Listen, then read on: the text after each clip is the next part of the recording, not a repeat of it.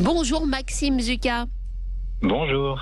Merci beaucoup Maxime d'être avec nous. Maxime, vous êtes ornithologue et auteur d'un livre fascinant qui s'appelle La migration des oiseaux, comprendre les voyageurs du ciel. Un livre d'ailleurs qui va être réédité aux éditions Sud-Ouest, qui va sortir au mois d'avril. Et oui, nous sommes en plein dans la migration printanière. Quels sont les oiseaux qui migrent actuellement, Maxime ? Qui commence d'ailleurs dans cette migration de printemps ? Qui commence? Alors, on a des oiseaux qui migrent vers le nord, vers l'Europe du Nord, vers la Russie, et qui étaient venus hiverner chez nous déjà. Oui. Ceux qu'on ne voit déjà plus là depuis quelques jours, ou qui sont en train de nous quitter pour les derniers, par exemple les grues cendrées, les oies cendrées, sont toutes en train de remonter vers le nord. On a eu plutôt des grands passages vers la fin du mois de février.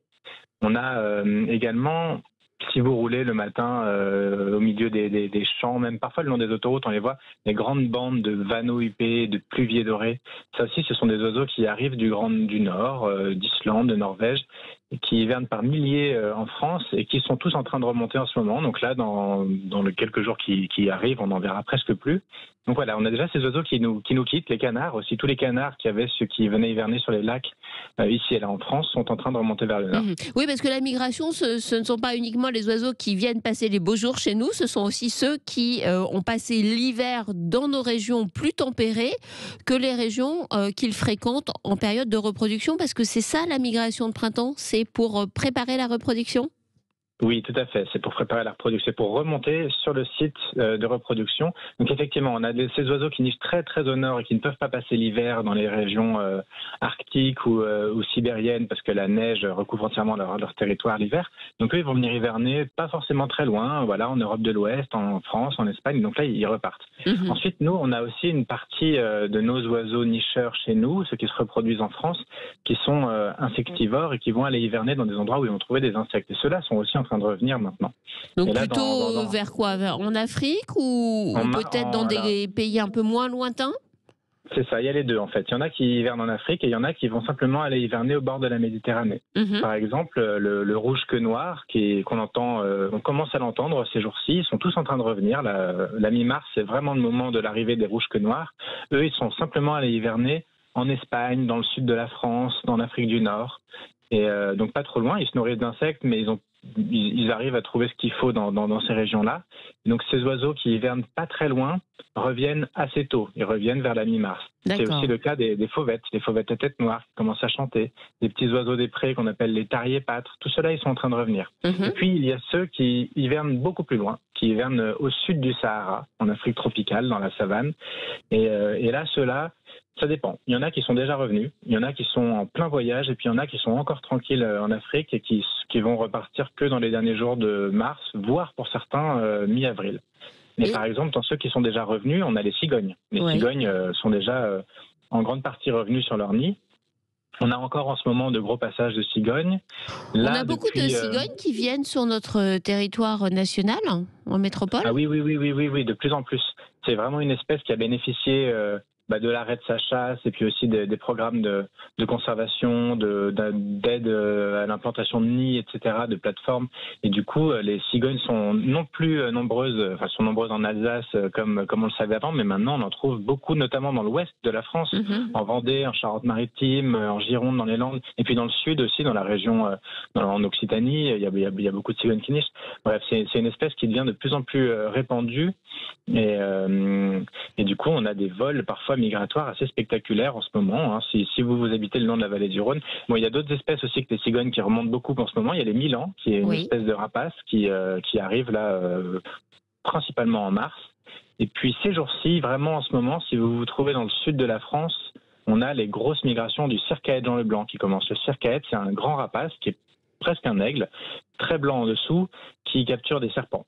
D'accord, et qui lui remonte d'Afrique ? D'Afrique subsaharienne. Et puis évidemment, dans le sud déjà, et puis les premières ont été signalées dans le nord de la France ces jours-ci, ce sont les hirondelles. Nos petites hirondelles. Comment se passe le signal du départ ? Parce que la migration des oiseaux, c'est quand même un phénomène fascinant. Pendant longtemps, on n'en connaissait pas grand-chose. On commence à savoir un peu plus de choses. Comment les oiseaux ont-ils, à un moment donné, quelque chose qui leur dit « c'est le moment d'y aller » ? Alors, il y a effectivement quelque chose d'assez instinctif qui est transmis génétiquement, parce que les oiseaux migrent seuls, ils migrent pas. La plupart des oiseaux ne migrent pas à l'aide de leurs parents ou de leurs congénères qui leur enseigneraient les moments de départ et les trajectoires à emprunter. Donc, il y a une information qui est transmise et le signal externe pour déclencher le départ, c'est la photopériode, c'est-à-dire la durée relative du jour et de la nuit. D'accord. Et donc, quand on a environ, là par exemple, ça va dépendre pour chaque espèce évidemment, mais peut-être que la photopériode là qui correspond à celle de l'équinoxe, environ 12 heures de jour, 12 heures de nuit, est un signal fort pour beaucoup d'oiseaux de déclenchement du départ.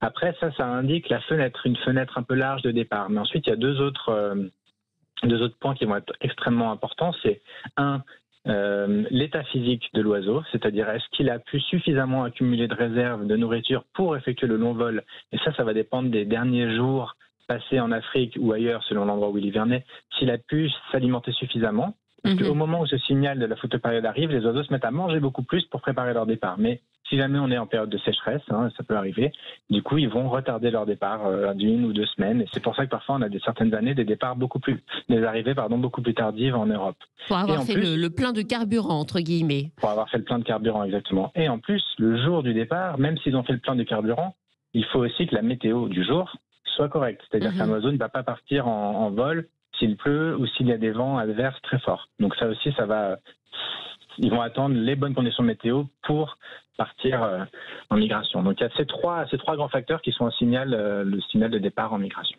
Et après, il y a aussi un autre phénomène qui est absolument stupéfiant, c'est leur capacité à retrouver leur route. Notamment, certains oiseaux reviennent là où ils étaient, là où ils ont leur nid de l'année passée. Comment font-ils ? Alors la plupart des oiseaux viennent se reproduire, nicher exactement au même endroit que l'année passée. Donc la migration de printemps, elle a une grande différence avec la migration d'automne, c'est que cette fois-ci, les oiseaux, ils savent où ils vont. Alors que lors de leur première migration à l'automne, ils ne savent pas du tout, ils doivent dépendre entièrement de leur programme génétique pour les mener sur leur site d'hivernage, lorsqu'ils sont jeunes évidemment. Donc là, ils savent où aller, soit parce qu'ils se sont reproduits là l'année précédente, soit parce qu'ils ont exploré les alentours de leur lieu de naissance et qu'ils ont déjà souvent choisi l'endroit qu'ils allaient viser pour le printemps prochain. Donc ils ont une sorte d'objectif en coordonnées XY, comme si nous on tapait le nom d'une destination sur notre GPS, oui. Et ils y vont. Et ça c'est assez bien montré. Ils ont une cartographie interne dont on ne connaît pas les détails complets, mais on sait qu'elle se base au moins sur le champ magnétique, notamment sur ce qu'on appelle l'intensité du champ magnétique. Le champ magnétique est plus fort par endroits, plus fort près des pôles et plus faible près de l'équateur, qui peut donner ça c'est quelque chose qui va donner la latitude assez précise. Les oiseaux détectent d'infimes variations de l'intensité du champ magnétique. Donc ça leur donne une idée assez précise de leur position en latitude, donc nord-sud. Et sur la longitude, on sait moins, mais ce qui est certain, ce qu'on observe de plus en plus, et ça ce sont des découvertes assez récentes, c'est que les oiseaux utilisent beaucoup leur odorat. Et donc, alors ça, c'est quelque chose d'assez effectivement étonnant. Je ne suis pas sûre que tous nos auditeurs aient conscience que les oiseaux ressentent les odeurs, comme nous. Et non. Et ils les ressentent peut-être d'ailleurs même mieux que nous. Ils les ressentent mieux que nous, et tout à fait. Et là, c'est... Ah, on a perdu Maxime, dommage, parce que ses explications étaient... Oui, pardon, des goélands en migration, dont on voyait qu'ils déviaient leur route. On les avait déplacés à un endroit sur lequel ils ne devaient pas se trouver pendant leur migration normale. Et en fait, ils retrouvaient leur route habituelle à partir du moment où des vents dominants de l'Est leur apportaient des odeurs atmosphériques qui pouvaient leur rappeler celles de la route qu'ils étaient supposés emprunter. Et en fait, les grandes végétations qu'on trouve à grande échelle en Europe, voire dans le monde, charrient toutes des odeurs très particulières. Chaque plante va charrier des composants chimiques par l'atmosphère qui peut indiquer aux oiseaux à peu près où ils sont, s'ils ont réussi à constituer une carte mentale comme ça de leur territoire. Et c'est particulièrement vrai aussi pour les oiseaux de mer qui s'alimentent déjà comme ça. Tout le phytoplancton, donc les toutes petites algues microscopiques qu'on a dans la mer, émettent aussi des odeurs, des signaux chimiques, qui elles-mêmes indiquent la présence de bancs de poissons, etc., qui vont se nourrir, parce que c'est là qu'il y a des fortes zones de productivité. Et du coup, les oiseaux sont capables de se construire une carte, comme ça, des odeurs de marines, et sont capables a priori de naviguer comme ça. Donc voilà, il y a vraiment le champ magnétique et les odeurs atmosphériques qui sont utilisées.